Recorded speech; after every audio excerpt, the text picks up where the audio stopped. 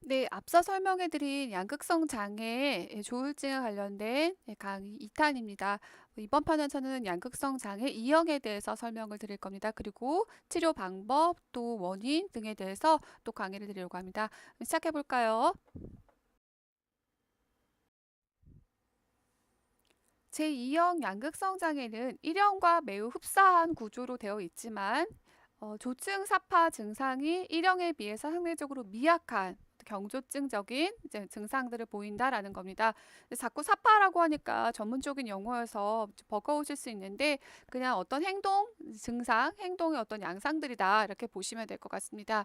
이런 조증 사파 증상 7가지 중에서 3가지 이상이 나타나긴 하지만 그것이 사회적으로나 직업적으로 어떤 큰 영향을 미치지 않고 입원이 필요할 정도로 심각하지 않다. 뭐 이런 거죠. 뭐 그 아까 말한 조증의 상태에서 굉장히 현저하게 업이 돼서 막 도박이나 막 지나친 성행위에 막 몰두한다. 뭐 이런 게 아니죠. 뭐 소소하게 그냥 가서 뭐 돈 쓰고 뭐 이제 굉장히 기분이 약간 업돼 있는 것처럼 막 뭐 과도한 뭐 어떤 자신감과 막 우쭐한 기분들 뭐 아주 그냥 이런 것들이 이제 이 정도인데 그것이 생활하는 데 크게 불편함이 주어지지도 않고 다른 망상이나 또 불안 이런 다른 정신지적 양상 동반되지 않은 경우 그런 조증, 경조증적인 사파와 과거에 한 번 이상의 주요 우울 장애를 경험한 적이 있으면 제2형 양극성 장애라고 보고 있습니다. 제가 이제 진단에 관련된 내용을 말씀드릴 때 조금 굉장히 조심스러운 건 이게 이제 지극히 이제 저 어떤 게 정상이냐, 정상의 범위를 넘어서느냐, 안 서느냐를 이제 정해야 되잖아요. 그때 이제 의사가 아닌 개인적인 어떤 그 의견이나 생각, 그걸로 인해서 함부로 진단을 내리시면 안 될 것 같습니다. 가끔 이제 이런 성격 장애나 정신 질환에 대해서 배우고 나면 주변 사람들 막 이렇게 진단하고 다니시는 분 계세요. 근데 그렇게 판단하시면 안 돼요. 내가 봤을 때 제가 과하다라고는 개인적인 자기만의 기준이지 전체적인 어떤 통계학적인 기준은 아니잖아요. 그래서 진단은 의사만 내릴 수 있기 때문에 아, 그런 부분이 좀 의심이 된다, 조금 걱정이 된다라고 할 경우엔 예, 좀 고민을 해보실 필요가 있고 의사에게 실제로 가서 진단을 받아보시는 게 필요합니다. 본인이 자의적으로 진단하시면 안 돼요. 옆에서 그림에서 보시는 것처럼 양극성 장애 1형은 조증과 우울증을 동반하고 있고요. 양극성 장애 2형은 경조증과 우울증을 동반합니다. 그리고 여러분들이 이제 흔히 알고 있는 감정 기복과 다르게 기분 부전 장애 또는 기분 순환 장애라고 돼 있어요. 이런 경조증과 경미한 우울증이 왔다 갔다 하면서 이렇게 보이는 양상입니다. 우리가 뭐 오늘 1시간 전에 기분이 좋았다가 1시간 뒤에 기분이 나빴다. 막 이런 건 이런 게 경미하게 왔다 갔다 하는 그런 감정 변화는 있을 수 있지만 기분 부전 장애는 이러한 기분 장애가 이제 며칠씩 왔다 갔다 하는 패턴들을 보일 때 기분 부전, 기분 순환 장애라고 하고 있습니다. 그래서 기분에 관련된 우울 관련된 장애는 양극성 장애 1형과 2형 그리고 기분 순환 장애로 구분하실 수가 있습니다. 양극성 장애의 원인은 밝혀지지 않고 있습니다. 확실한 원인이 밝혀지지 않고 있습니다. 모든 정신질환이 다 그런 것처럼. 그래서 참 답답하죠. 그렇지만 연구한 바에 의하면 유전적인 소인이 상당히 크죠. 그러니까 이제 기질에 의한 것이 좀 있을 수 있고요. 그리고 뇌의 변화에 의해서 호르몬 계통이나 신경 전달 물질이 이제 변화가 있을 수 있기 때문에 또 이제 이런 증상이 발병된다라고 볼 수도 있습니다.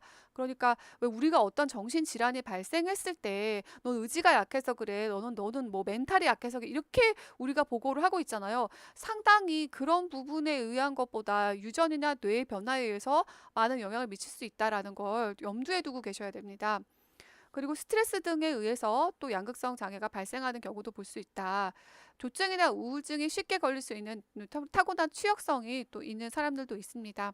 그래서 뭐 양극성 장애 1형 양극성 장애의 경우 부모가 모두 1형이다라고 할 경우에 자녀가 같은 장애의 가능성이 50에서 75% 정도로 유전적인 소인이 굉장히 큽니다.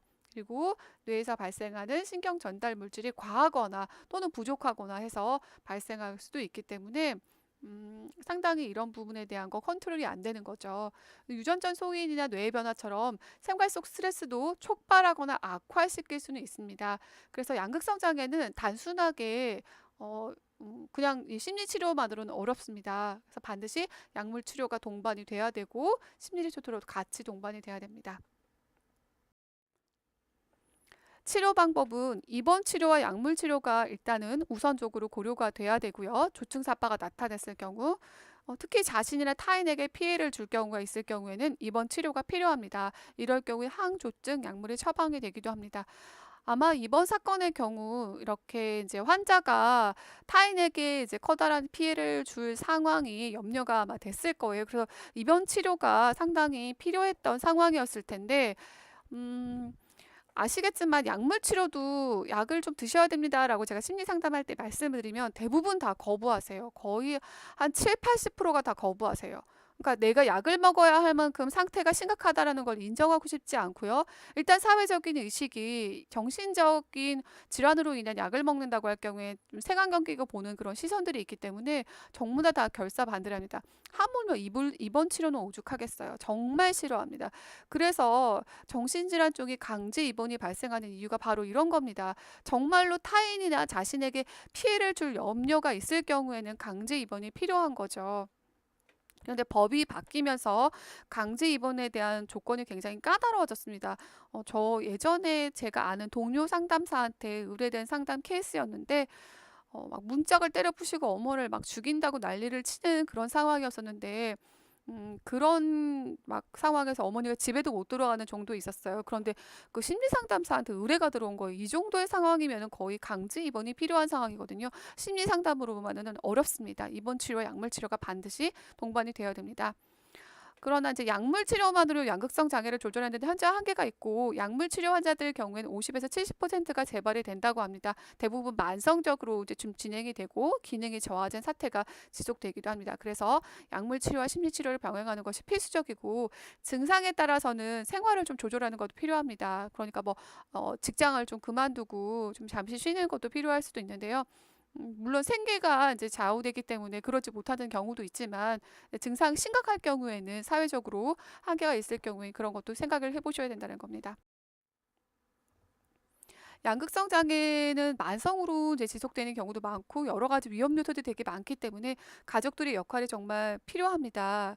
근데 병이 있음을 인정을 하셔야 되는데, 예전에 제가 그 재수하는 학생을 한번 상담을 한 적이 있었는데, 이 친구가 약간의 그 이제 경조증과 이제 우울이 이제 왔었는데, 제가 보기에는 이제 조 양극성 한 2형 정도 되지 않을까라는 생각을 했었어요. 그래서 상담을 하면서 지금 이제 초기니까 일단은 좀 상담을 진행을 하시다가 필요하면 약물을 이제 치료를 받아야 될 것 같습니다. 정신과에 가서 이제 약물 치료를 이제 권유를 해야 될지도 모릅니다라고 말씀드리고 조금 진행을 해보다가 말씀드리겠습니다 했었어요. 근데 이 어머니가 재수생이니까 얘가 공부를 해야 되잖아요.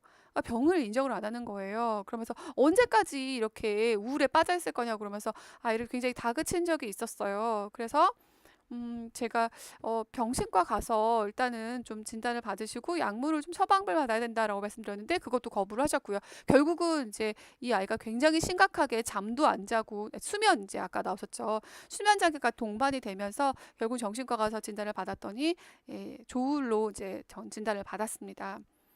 그리고 이런 조울병을 공부하고 이해하셔야 되고요. 재발의 징후가 옵니다. 상당히 재발이 많이 돼요. 그래서 재발의 징후가 그 가능한 빨리 포착을 하고 거기에 다시 그 걸맞는 치료를 하셔야 되고요. 치료 효과를 좀 믿고 따라주시고 환자에게 좀 용기를 주시고, 아까 말하는 것처럼 입원 치료와 또 약물 치료를 굉장히 생각형 끼고 보고 있잖아요. 그런 부분 때문에 이제 많이 위축되는 경우가 있기 때문에 도와주고 용기를 북돋아 주셔야 되고요. 어떤 결정을 내려도 가족이 함께 상의를 하고, 장기적인 치료가 될 가능성이 높기 때문에 스스로가 가족들도 지치지 않게 좀 돌보는 것들이 필요합니다. 네, 1탄과 2탄을 거쳐서 양극성 장애에 대해서 함께 알아봤는데요. 음, 무조건 우리가 어떤 질병이 있을 때 피하거나 나는 아니라고 부인하는 것보다 미리 그 부분에 대해서 인식하고 대비를 할 수 있다면 초기에 대응을 할 수 있어서 치료 예후까지 같이 좋을 수 있을 거라고 봅니다. 또한 심리 상담을 하시는 분들 같은 경우는 그 환자들에 대한 임상적인 증상을 확실하게 이해하고 계셔야 또 환자로부터 자신을 또 보호할 수 있는 또 그런 또 준비를 할 수 있지 않을까라고 생각합니다. 실제 상담을 할 때 그 피해가 의심이 되는 또 피해를 입을 수 있다고 생각하는 환자를 대면했을 경우 보통 이제 심리 상담사들이 그 문 쪽에 더 많이 앉거든요. 안쪽으로 이제 그 내담자를 앉히고 문 쪽에 많이 앉아 있어요. 그러니까 여차 싶으면 문 열고 도망가야 된다라고 하는데요. 오늘 같은 사건 같은 경우는 문을 열고 도망쳤음에도 불구하고 쫓아와서 이제 이런 일이 벌어졌